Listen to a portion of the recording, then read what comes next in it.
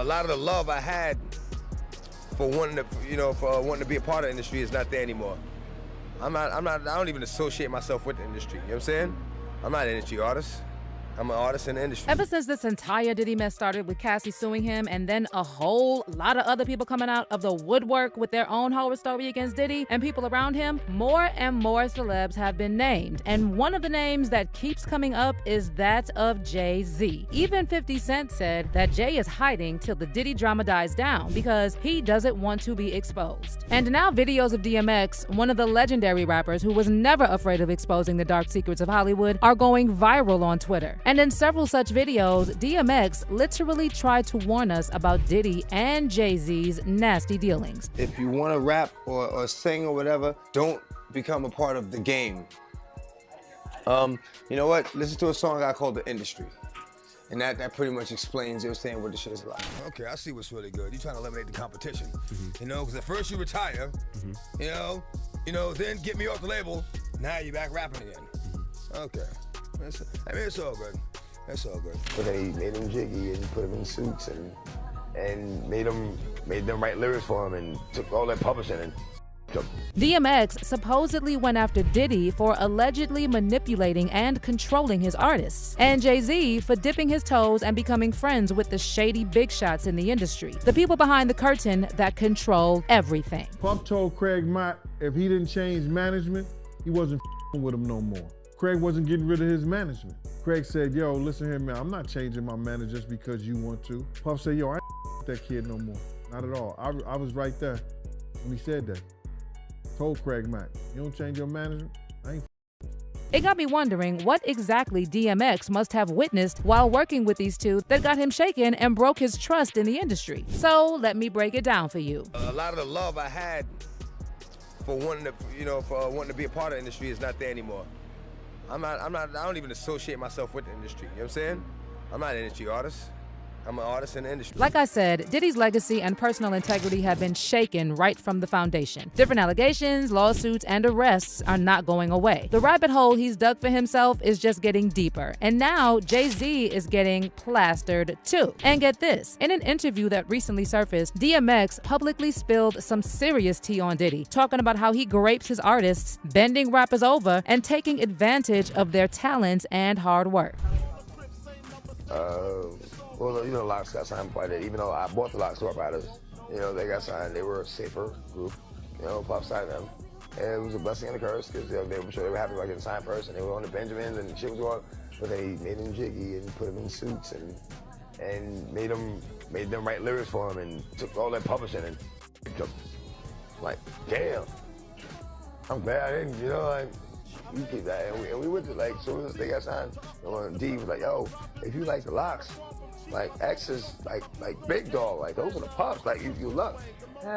While some fans interpreted the use of the R word by X as a metaphor for Diddy being a ripoff, others are convinced he meant that literally. But then again, with the recent allegations, the possibility of Diddy laying pipes on artists is literally not impossible at this point. In another interview, DMX talked about how Diddy initially turned him down for a deal at his label, Bad Boy Records. But as soon as he got the info about Def Jam's offer for him, he started singing a different tune, practically begging him to work with him instead. But X had already caught wind of how things were behind the scenes at Bad Boy, and he didn't like what he saw. He wasn't ready to get piped, if you know what I mean. Maybe 3 weeks after I got signed to Def Jam, he was like, yo, I'll lace your pockets, I'll double what they gave you and lace your pockets. I'm like, nah, I'm cool. Now, when it comes to Jay-Z and DMX, they've always had an entangled history because they came up around the same time in the late 90s. And while they may have been cool at some point, things got heated up really quickly. Jay did publicly show respect to X after he passed away, but there's this lingering feeling that there's so much more to their history. Broken trust, for one. X allegedly thought Jay was a shady character, the type of person who doesn't want anyone else to outshine him because he's scared of the competition. He even went as far as accusing Jay of becoming Def Jam's president solely to meddle with his 6th album and ruin his career. Of course, Jay-Z never owned up to that move, but what made it weird was that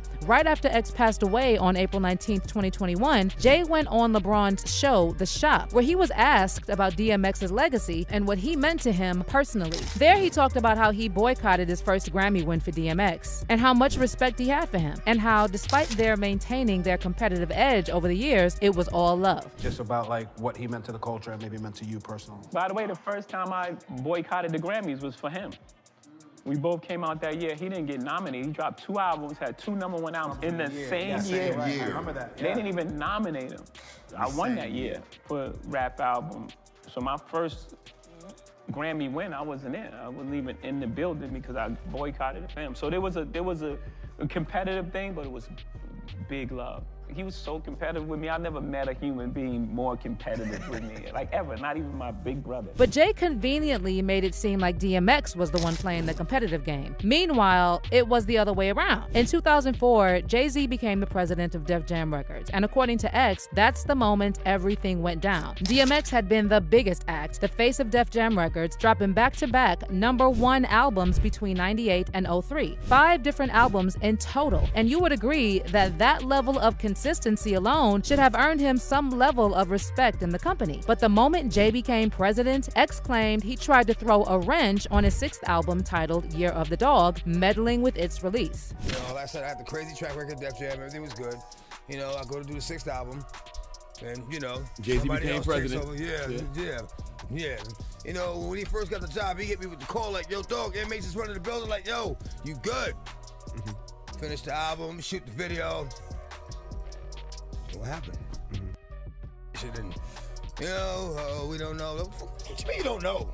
How do you listen to a whole album, pick a single, shoot a video, then don't know? In the same radio interview, DMX alleged that the reason Jay messed with his project was because he changed his mind about retirement, and he was planning a big comeback to the rap game. To do that, he needed to clear off any competition that could stand in his way. That was the last straw for X. Okay, I see what's really good. You're trying to eliminate the competition. You know, because at first you retire, you know, then get me off the label, now you're back rapping again. Okay. I mean, it's all good. After this, DMX realized that the path he and Jay decided to tread in the music industry was at opposite ends. Jay wanted to cozy up with the shady big dogs at the higher end of the industry, while X just wanted to retain his artistic freedom and get paid. He called it quits with Def Jam not long after and signed a deal with Columbia Records. That's why X never really got to trust Jay. He felt like Jay was ready to do anything, trample on anyone, just to cozy up with the big shots. But DMX kept it real, unlike Jay. He was always calling out these higher-ups, talking about label owners and their tight grips on artists' necks. And he wasn't about to bend for them or get run over, literally. This new breed of rapper that's paying DJs to play their shit. Right. You know what I'm saying? They sucking the record label executives, and it's like there's too much of that going on. Right. You know what I'm saying? Let me be me. Let me be the artist that I am and just play my motherfucking music. You know what I mean? Exactly. Now they want you all up under this, you know, sitting at the going to dinner with them and like that, and you know, all that favor for a favor shit. I don't get down like that. Look, I give you the music, you give my money. In 2005, DMX dropped a song titled The Industry. In the song, he described label owners as vultures. He talked about how new artists were pressured to sell their souls, to lose their originality and their integrity for a paycheck. The game is bullshit, man. The game is bullshit. If you want to rap or sing or whatever, don't become a part of the game. You know what? Listen to a song I called The Industry. And that pretty much explains, you know, saying what the shit is about. The industry. Man, it's not the same. The industry, it's not a f***ing game. The industry, real is dying to get in the industry just to find they don't fit in. The industry ain't what it used to be. The industry's trying to control the way you MC. They want you to dress like this and talk like that, but I'm going to dress like this and talk with the gap, the industry. Now, Jay-Z was always about the business. He always looked beyond the artistry, and that's why he threaded a different path to the top. But you see, he could never shake off the allegations about him throwing his people under the bus, trampling on them in a show of power, and in the quest to maintain good relationships with the industry's higher-ups. I mean, let's be real. Over the years, he has also been accused of taking several people out. Even Dame Dash, the co-founder of Rockefeller, claimed Jay became someone else the moment he started to cozy up with these top bosses in the music business. He even name-dropped Liar Cohen, the former Def Jam president and a close buddy of Jay. In his book, Decoded, Jay-Z referred to Cohen as his mentor. This is a man that's so unpopular for various reasons in the music business. Let's take his interview at the Breakfast Club in 2018, for example. He went on raving about the substance use crisis in the industry, talking about how he felt sad about DMX's struggle with substances. But when Charlamagne asked why he keeps signing artists that promote this kind of lifestyle, Leo straight up replied that it's just business. When Dame first called out Jay's betrayal, it felt like he was just fishing. But it all makes sense now. One of the biggest artists you ever had had a real bad drug problem, DMX. I'm so sad. It's the Perks most and dangerous mollies and- thing that's facing our society. Are you so why sign an artist that would promote that?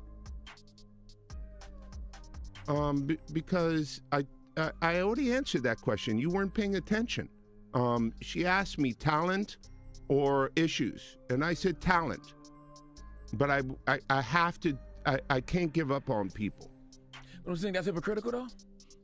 You're saying it's opioid problem's a opportunistic. problem. Yeah. I got people to feed. I got a business to run. In that same interview, when asked about Dame Dash calling Lair a culture vulture, you'd be surprised at what Lair had to say. He flat out denied ever knowing Dame, despite Charlamagne reminding him that they made a lot of money together. At that moment, Lair Cohen became Liar Cohen. So, y'all made a lot of money together. Made a lot of Come money. on, Leo. Don't do that to him. I don't know him. I really don't. So, I don't know what to tell you. So I know you're probably wondering how all of this connects with DMX. Word on the streets is that Lair was the one who influenced Jay-Z to meddle with DMX's 6th album studio because they didn't see eye to eye. It got even crazier after X's death. Lair had to go further by saying some really disrespectful words about X at his funeral. He couldn't even be bothered to attend in person, so he sent a recorded message. DMX was laid to rest on April 25th, 2021, and one of the people who profited most from this great talent couldn't even pay their last respects. In the voice recording he sent, he called X a gremlin and said he wasn't surprised by his death. Can you imagine that? Those are words coming from Jay-Z's mentor's lips. The race against time was that we all know X is a gremlin and reckless and looking for a wall to crash into. X, if you listen to X, if you see X, his death is no surprise. If you listen to and you watched who and what X was. And I think it's a tragedy because I wish people knew Earl, the fisherman who loved to fish and loved to be with his kids and loved to talk about deep things and curious about the world and interested in other people's opinions. Now you can imagine and understand why X never trusted Jay or Diddy. When DMX was telling us about how filthy the industry was and how these stars are not who they claim to be, we should have listened more attentively. Fans are saying that it's only a matter of time before more skeletons fall out of the closets of all these people. X always kept it a buck, kept it real, and held it down. R.I.P. X-Man. What's your take on all this drama though? Do you believe there's even more than meets the eye, especially in the music business? Share your thoughts in the comments. Like and subscribe too. Turn on your notifications bell because you do not want to miss out.